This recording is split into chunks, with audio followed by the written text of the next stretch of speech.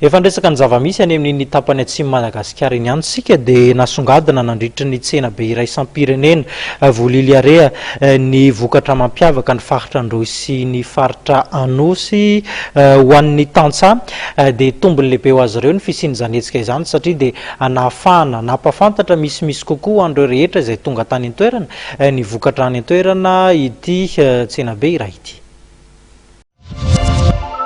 Nanomboka ny 10 Jolay ny tsena be iray isam-paritra Voliliarea ho an'ny Androsy Anosy.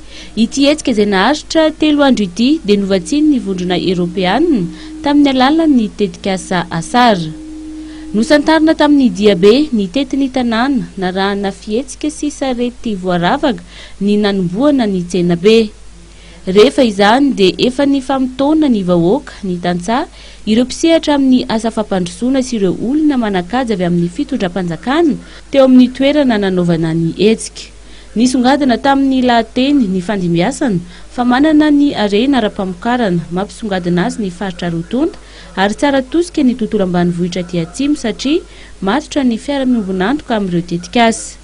Etsekilany dia nanafatrafatra ny fitondram-panjakana fa miainga avy aty atsimo ny fampandrosoana ny Madagasikara ka nanentana ny tantsaha mba hilofo amin'ny asa fiariana manaraka ny fenitra sy mitodika amin'ny tsena. Trano eva miisa 7 no nampiranty ny vokatra sy ny asany ka samy hita tao ny vokatra ny fambolena, ny fiompiana, ny jono, ny fanodinana ny akora fototra, ny sapandraharaha-panoana ara-teknika sy ara-kevitra ary ny mpiara-miombon'antoka avy amin'ny sehatra tsy miankina.